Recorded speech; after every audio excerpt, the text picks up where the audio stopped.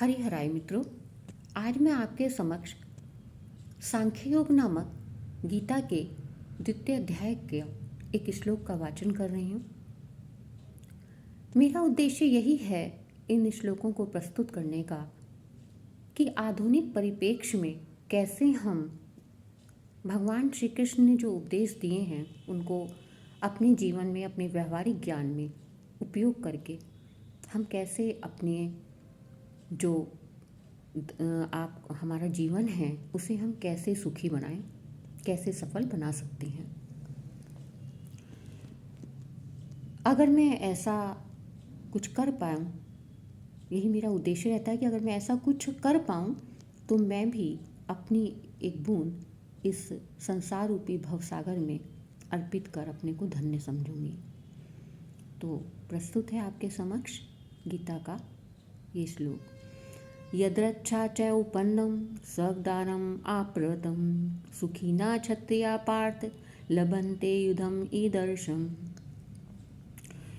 यहाँ श्री कृष्ण अर्जुन को उपदेश देते हुए कह रहे हैं कि हे पार्थ, यद्रच्छा यानी कि अपने अपने, उपन्नम माने प्राप्त हुए, चा माने और, अपावर्तम माने खुले हुए, सगदारम माने स्वर्ग द्वार रूप, ईदर्शम माने इस प्रकार के, युद्धम माने युद्ध को, सुखीना कहते हैं भाग्यशाली को।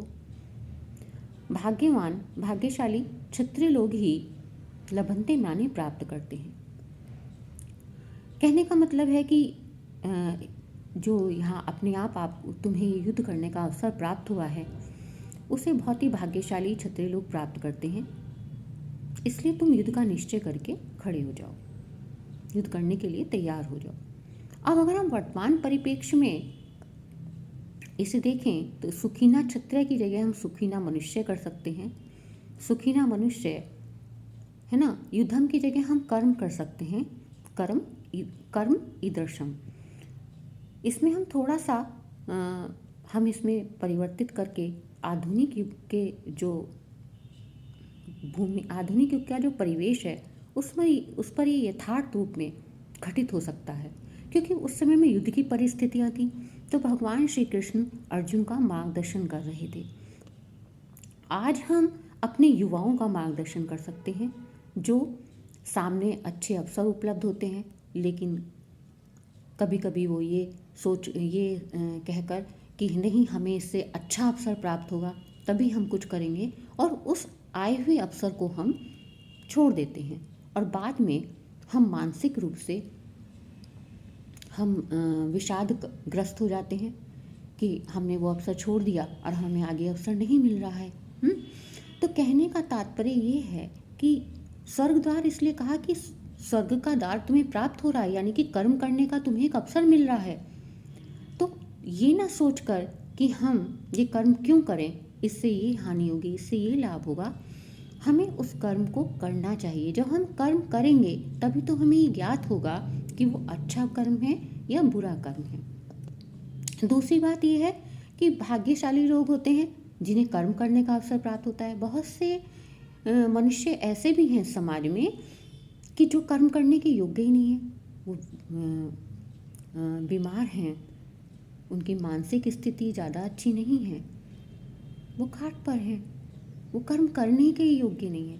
लेकिन आप उस परमात्मा का धन्यवाद दीजिए कि आपको ईश्वर ने इस योग्य बनाया कि आप कर्म करने में समर्थ हैं। इसलिए जो आपको कर्म मिल रहा है, आप ये सोचकर कि मैं बहुत शिक्षित हूँ, मैं क्यों अपना पैतृक व्यवसाय अपनाऊँ। मान लीजिए आपके पिता बढ़ईगिरी का काम करते हैं और आप बहुत पढ़े लिखे हैं, आपके पिता ने आपको उस बढ़ईगिरी के कार्य से ही तो आपको पढ़ाया लिखाया, उच्च शिक्षा दिलवाई, लेकिन आप उस उच्च शिक्षा को प्राप्त करके आप वो कार्य नहीं अपनाना चाहते।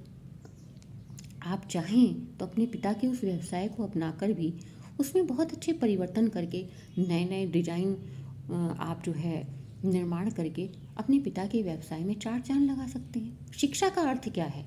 शिक्षा का अर्थ सिर्फ यही नहीं है कि आप नौकरी प्राप्त करें या नौकरी प्राप्त करके बाबू बन के सीट पे बैठ जाएं।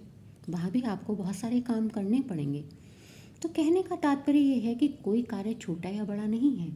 आपके विचार, आपकी जो धारणाएं आपने अपने मन के अंदर बना ली हैं, उन्हें आपको में अपने विचारों में परिवर्तन लाने का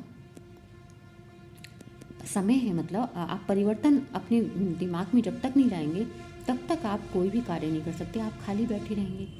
तो मेरे कहने का तात्पर्य ये है कि जिस तरह से भगवान श्री कृष्ण ने अर्जुन को उपदेश देकर ये बताना चाहा कि तेरे सामने एक युद्ध का अवसर मिला है तुझे, वहाँ तो ये मत सोच कि तुझे पाप की प्राप्ति होगी या पुण्य की प्राप्ति होगी, क्योंकि वो दंड के योग्य हैं। तो तू अपना कर्म कर, क्योंकि तू युद्ध करना जानता है और तुझे युद्ध करने का अवसर मिल रहा है। जब तक तू अपनी ज्ञान का प्रदर्शन, अपनी योग्यता का, अपने अंदर जो छिपा हुआ तेरा एक कहना चाहिए गुण है, युद्ध कौशल है तेरे अंदर, उसे तू प्रकट नहीं करेगा, तब तक संसार में तू श्रेष्ठ योद्धा कैसे कहलाएगा।